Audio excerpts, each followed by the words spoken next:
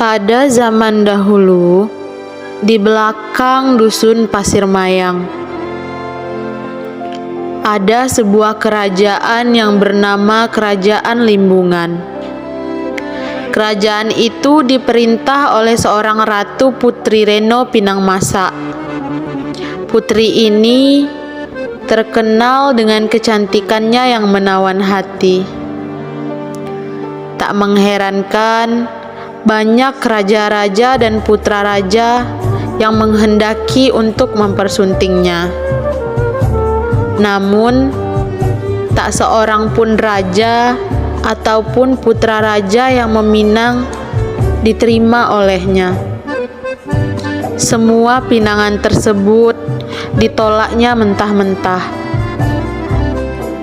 Di samping cantik, putri ini terkenal pula berbudi luhur, arif, serta bijaksana. Kebijaksanaannya dipuji-puji oleh rakyatnya. Ia adil dan jujur.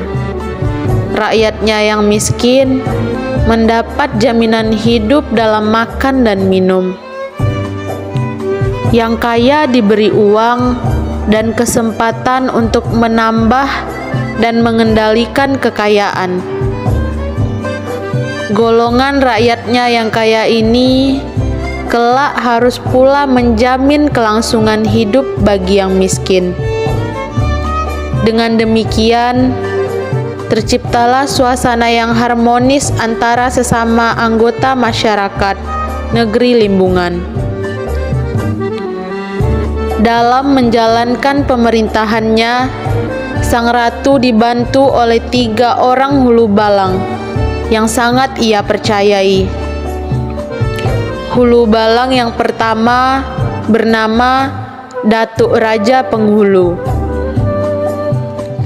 Ia terkenal sebagai orang yang arif dan bijaksana. Yang kedua, Datuk Dengar Kitab, seorang hulu balang yang mempunyai keistimewaan dapat mengetahui kejadian-kejadian yang akan datang melalui sebuah kitab yang dimilikinya. Hulu balang yang ketiga adalah Datuk Mangun, bertugas sebagai panglima perang kerajaan.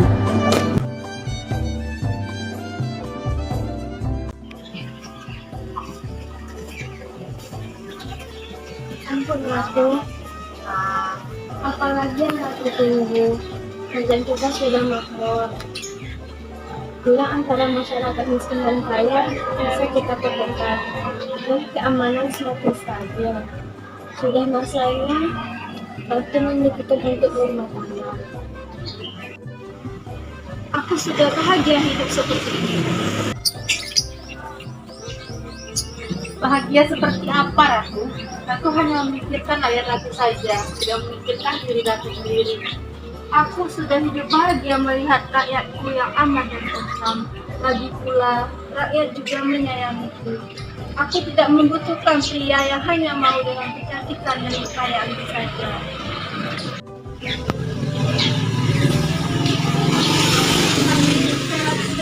Dengan kerajaan tetangga, tentunya pertahanan kerajaan kita akan jauh lebih kuat. Kita sudah memiliki panglima perang yang kuat, setia, dan pantang menyerah. Bagiku itu sudah cukup. Aku tidak memerlukan pendamping lagi. Sudahlah, jangan membicarakan hal itu. Akan ada waktunya pula. Jodoh tidak dapat dicari-cari dan dipaksakan. Rakyat Kerajaan Limbungan sangat prihatin dengan keadaan putri yang terus-menerus menolak pinangan orang. memang dia mengutamakan kerajaan daripada kepentingan pribadinya. Sebab itulah rakyat makmur.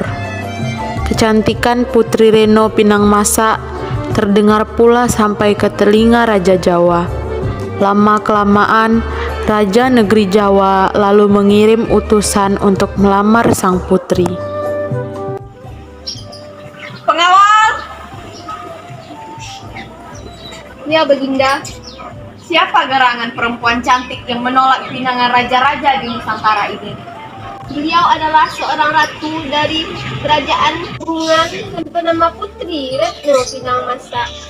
Di samping cantik, ratu terkenal berbudi luhur serta bijaksana. Kebijaksanaannya dipuji oleh rakyatnya. Baiklah pengawalku, sampaikan pada Putri Reno Pinangmasa dengan lamaranku dan barang-barang persembahan sebagai tanda pinanganku. Baginda, saya akan mempersiapkan persembahan dan lamaran. Sesampainya di kerajaan Limbungan, pengawal utusan Raja Jawa langsung menyampaikan pesan rajanya pada Putri Pinangmasa. Ampun Putri, hamba diutus untuk menyampaikan lamaran dan terimalah barang-barang persembahan dari Raja. Sudahlah, aku sudah bosan dengan semua lamaran ini. Aku tidak membutuhkan pendamping. Aku sudah hidup bahagia bersama dengan rakyatku. Tapi Ratu, terimalah persembahan ini dari Baginda Raja. Tidak, bawa sajalah kembali kepada rajamu. Itu menandakan bahwa aku menolak lamarannya. Baiklah Ratu, hamba akan segera pulang untuk menyampaikan kepada Baginda Raja. Mendengar lamaran tersebut ditolak oleh Putri Reno Pinangmasa, Raja Jawa sangat tersinggung karena lamarannya ditolak dengan tegas. Timbullah kemudian tekad Raja Jawa dan bersumpah bagaimanapun caranya ia akan membawa Putri Reno Pinangmasa dengan cara yang baik maupun dengan kekerasan. Wahai Baginda Raja, kami telah menyampaikan kepada Ratu Kerajaan Limbungan. Akan tetapi Ratu menolak dan tidak mau menerima persembahan yang kami bawa. Berani-beraninya dia menolak lamaranku. Ratu berkata dia tidak membutuhkan pendamping hidup dan merasa kerajaannya sudah makmur. Aku bersumpah akan mempersunting Putri Reno Pinangmasa. Jika tidak bisa peperangan akan aku tempuh. Pengawal, siapkan strategi perang untuk menyerang Putri Reno Pinangmasa. Putri Reno Pinangmasa tidak takut sama sekali akan ancaman Raja Negeri Jawa yang telah mabuk kepayang itu. Bahkan Baginda Ratu sangat gemas dan geram. Baginda memandang gelagat Raja Jawa sebagai yang akan merusak kedaulatan negerinya. Oleh sebab itu, Putri memanggil ketiga hulu balang serta mengumpulkan rakyat negerinya. Bersama-sama dicarilah bagaimana caranya untuk Raja Jawa yang mengancam akan menyerang negeri Limbungan. Mencari jalan yang sebaik-baiknya melalui pemikiran, musyawarah dan mufakat. Akhirnya, setelah musyawarah mufakat itu, didapatkan suatu cara yang telah disepakati bersama dalam perundingan tersebut. Negeri diberi berparit, di samping itu harus dipagar pula dengan bambu berduri. Bambu yang dahan dan rantingnya harus berduri. Maka dicarilah tumbuhan tersebut. Setelah dapat, segera ditanam berlapis-lapis sebagai pagar negeri untuk menghalangi tentara Jawa agar jangan masuk. Pagar inilah yang nantinya akan menjadi benteng pertahanan kerajaan Limbungan. Kerajaan Limbungan sudah dilingkupi dengan pagar bambu berduri. Untuk keluar masuk hanya ada satu buah gerbang saja. Bagus, jadi hanya satu gerbang masuk ke ibu kota. Ya, Ratu. Pintu gerbang ini akan aku jaga dengan anak buahku. Baik, Dadak Mangun, mohon diawasi. Tolong diawasi keamanan dan ketat penjagaan. Aku tidak mau Raja Jawa lolos dari ini. Baik, Ratu. Raja Jawa beserta tentaranya datang ke jalan satu-satunya untuk memasuki kerajaan Limbungan, yaitu sebuah gerbang yang dijaga ketat oleh seorang hulu balang yang bernama Datuk Mangun beserta anak buahnya. Kesanalah Raja Jawa mengarahkan serangannya, sehingga terjadilah pertempuran yang sengit antara kerajaan Limbungan dan kerajaan Jawa. Ternyata tentara Jawa tak kuasa sedikit pun menembus pertahanan Datuk Mangun yang didampingi oleh anak buahnya tersebut, serta rakyat dari kerajaan Limbungan yang tangguh. Tentara Jawa yang perkasa mundur dengan menderita korban besar. Melihat tentaranya gagal memasuki kerajaan Limbungan dan menderita kekalahan besar, Raja Jawa memanggil semua hulu balang dan mengumpulkan semua prajuritnya, sehingga diadakan perundingan untuk mencari akal melalui pikiran orang banyak. Sungguh cerdik calon adindaku itu. Tidak apa. Apalah artinya tanaman parit dan bambu berduri itu? Kupikir kecerdikan harus dibalas dengan kecerdikan pula. Apa maksud Baginda Raja berkata begitu? Uang logam kita bertonton, perak dan emas akan dijadikannya sebagai peluru. Tembakkan ke sepanjang pagar bambu di Limbungan itu. Tidakkah sia-sia sedemikian itu Baginda? Lihat saja hasilnya. Kumpulkan semua persenjataan. Aku harap dalam waktu dekat pasukan kita dapat menggempurkan pertahanan kerajaan Limbungan.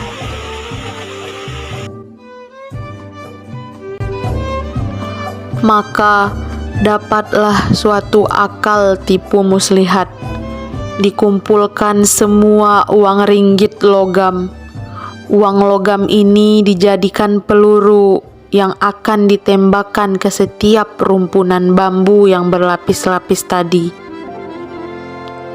Ditembakkan berulang-ulang sepuas hati tentara kerajaan Jawa, sehingga uang ringgit logam itu beronggokkan di celah pohon bambu berduri tersebut. Pada saat itu, ada seorang penduduk kerajaan negeri Limbungan tidak sengaja bertemu dengan onggokan-onggokan uang ringgit logam itu yang ada di sepanjang edaran pagar bambu negeri kerajaan Limbungan. Melihat uang logam itu sangat banyak, terniat di hati seorang rakyat itu untuk memberitahukan hal tersebut kepada Baginda Ratu. Lalu diambilnya sebuah uang logam itu untuk diperlihatkan kepada Ratu di istana.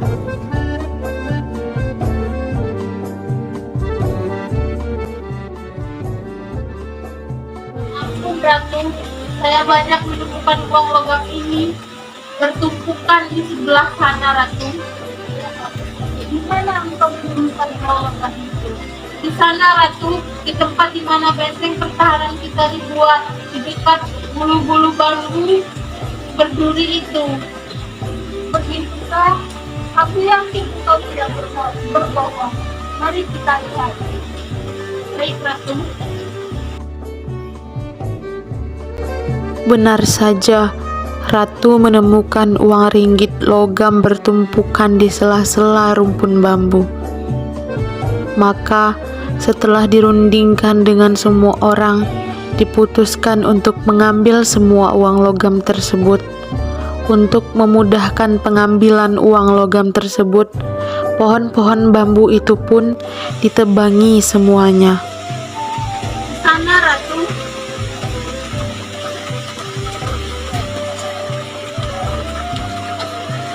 Disinilah saya menemukan uang logam itu, Ratu.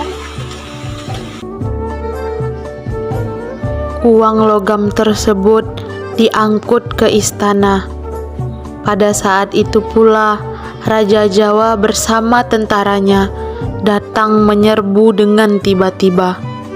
Karena benteng pertahanan tak ada lagi, pasukan negeri Jawa dengan mudah masuk ke negeri Limbungan. Tentara beserta rakyat Limbungan tidak dapat menahan serangan yang mendadak itu. Putraku, keadaan di luar sangat kacau. Banyak korban yang berjatuhan. Kita diserang oleh kerajaan Jawa. Hamba tidak tahu kalau itu adalah tipu daya mereka dengan meletakkan uang logam di dekat bulu-bulu bambu pertahanan kita. Hingga kita menebangi bulu-bulu bambu tersebut dan mereka masuk menyerang tiba-tiba seperti ini. Kumpulkan semua datuk untuk membereskan semua. Putri Reno Pinangmasa sadar akan kesalahannya. Ia sangat menyesal akan kesalahannya. Dengan rasa malu, diam-diam pergilah Baginda seorang diri meninggalkan negeri yang dicintainya. Ternyata, kemudian tahu jugalah rakyat bahwa ratunya sudah tidak ada lagi di istana. Negeri Limbungan menjadi gempar. Berusahalah rakyatnya mencari kemana-mana. Ada yang mencari ke hulu, ada yang mencari ke hilir, ada pula yang mencari ke darat dan ke baru. Bahkan ada yang mencari sampai ke tepi laut. Namun, ratu mereka tak kunjung bersua. Ketiga hulu balangnya, Datuk Raja Penghulu, Datuk Dengar Kitab, serta Datuk Mangun bermufakat ketika itu untuk bersama-sama mencari Ratu Putri Reno Pinangmasa. Mana lagi kita akan mencari Tuan Putri, wahai saudaraku? Kita cari sampai bapak dulu pakai hati. Sebenarnya kita berpencar untuk mencari ratu. Mangun kau ke hulu, aku ke hilir, dan kau ke laut. Baik, saudara. Setelah itu kita akan bertemu di sini kembali. Mereka masuk hutan keluar hutan. Bila bertemu dengan seseorang, mereka tak jemu untuk bertanya.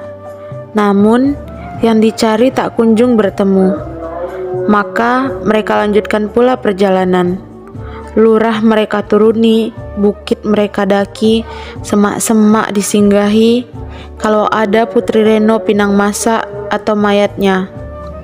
Ketiga hulu balang itu bertekad pantang berbalik, pulang sebelum yang dicari bersua hidup atau mati. Kalau perlu, nyawa mereka sebagai taruhannya. Sementara itu, seorang petani tenaku sedang berada di rumahnya. Ia baru saja selesai bekerja menyiangi rumput.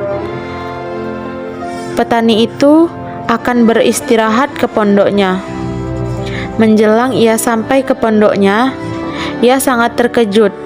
Di mukanya di udara yang cerah, dilihatnya melayang-layang sepotong upih pinang.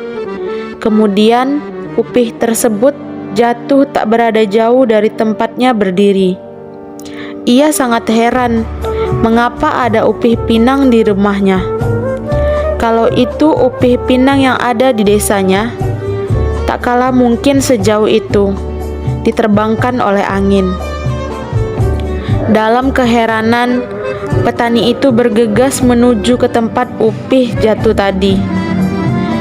Sesampai di sana, ia sangat terkejut. Dilihatnya sesosok tubuh wanita cantik tergeletak memucat. Yang dilihatnya itu adalah orang yang tidak dikenalnya. Ia cukup hafal semua penduduk desanya, apalagi orang yang sudah dewasa seperti yang dilihatnya. Di baliknya sebentar, memang wajah yang tak dikenalnya sama sekali. Maka diputuskannya lah untuk memberitahukan penduduk desanya.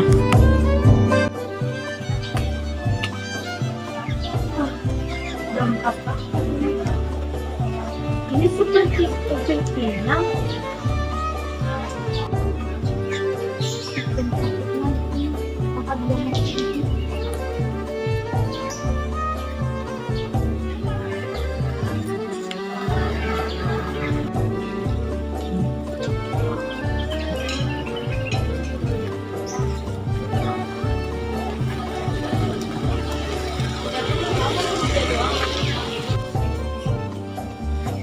Istriku, ada jasad perempuan cantik loh dan kita. Di mana ada jasad perempuan di sana? Aku tidak tahu dari mana asalnya. Awalnya aku mengira itu adalah ubi pinang. Dia terbang seperti ubi pinang yang melayang-layang di udara. Dia tepat jatuh di depan pondok kita. Marilah kita lihat ke ladang. Apa tidak sebaiknya kita mengajak yang lain untuk melihat bagaimana yang kau lihat adalah penduduk yang di dekat sini? Tidak, aku yakin dia bukan penduduk kita. Ya sudah, kalau begitu, ayo kita ajak yang lainnya untuk melihat ke ladang.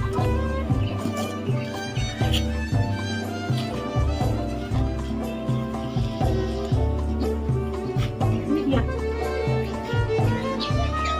Ini dia perempuan cantik yang aku bilang. Coba lihat, ini sudah tidak bernyawa di sini. Apakah perlu kita memanggil dukun agar tahu siapa dia? Ternyata semua penduduk desa mengaku sama dengan petani tersebut, tak juga mengenal siapa gerangan orang yang meninggal secara aneh. Semua yang hadir menjadi gempar. Mereka saling berpandangan dan bertanya satu sama lain. Di saat demikian, maka dipanggillah seorang dukun. Dukun tersebut telah datang. Ia segera membakar kemenyannya. Setelah itu dibacanya jampi-jampi ramalan. Dalam waktu yang singkat, dapatlah diketahuinya siapa gerangan mayat yang terbaring itu. Ini dia, Nyai, perempuan cantik yang saya bilang itu.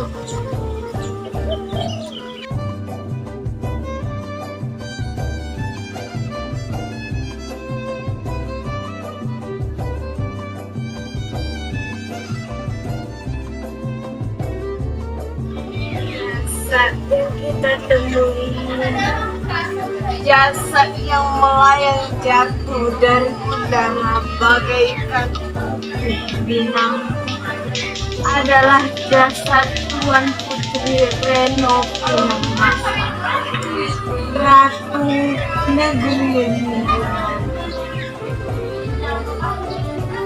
Mengapa jasadnya bisa sampai ke sini, Nyai? Sepertinya ada masalah di kerajaan, sehingga ratu melarikan diri. Jadi bagaimana bisa ratu bisa seperti ini? Ratu jatuh di perbatasan desa kita. Namun entah bagaimana jasadnya terbang seperti itu.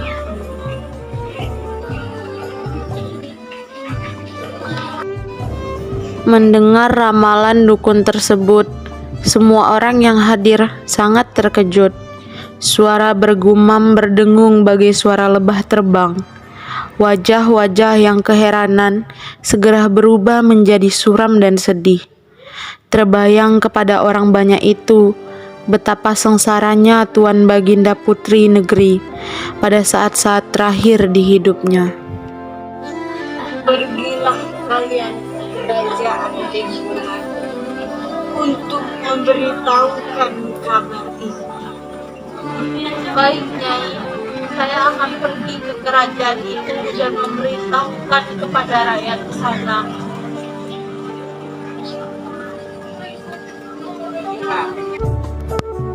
Pada saat itu juga diambil keputusan untuk memakamkan sang putri di desa Tenaku itu. Sang putri dimakamkan secara sederhana tanpa disaksikan rakyatnya. Rasa tanggung jawabnya yang besar terhadap rakyat dan negerinya sudah berakhir. Sampai sekarang, makam di desa Tenaku tersebut dinamakan Makam Upih Jatuh. Sesampainya ketiga hulu balang, yakni Datuk Raja Penghulu, Datuk Dengar Kitab, dan Datuk Mangun, sampai pula ke tempat Putri Reno Pinang Masa dimakamkan.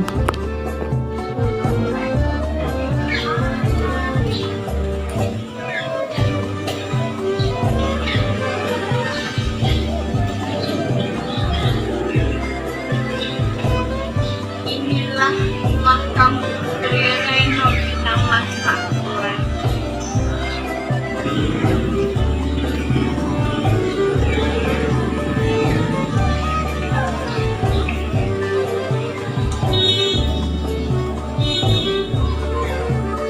Ampuni kami, Ratu. Kami tidak bisa menjaga Ratu dengan baik. Kami mempunyai kekuatan.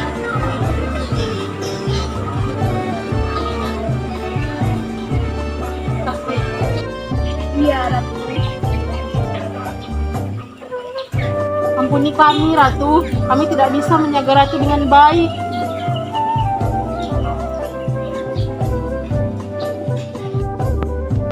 Mereka meratapi kematian sang ratu dan saling menyalahkan diri sendiri, sehingga tidak memiliki semangat hidup lagi.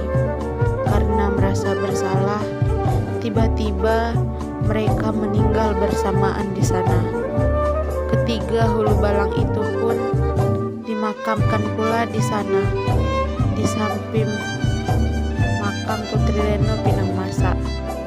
Sampai sekarang, makam keempat orang tersebut masih dikeramatkan masyarakat setempat.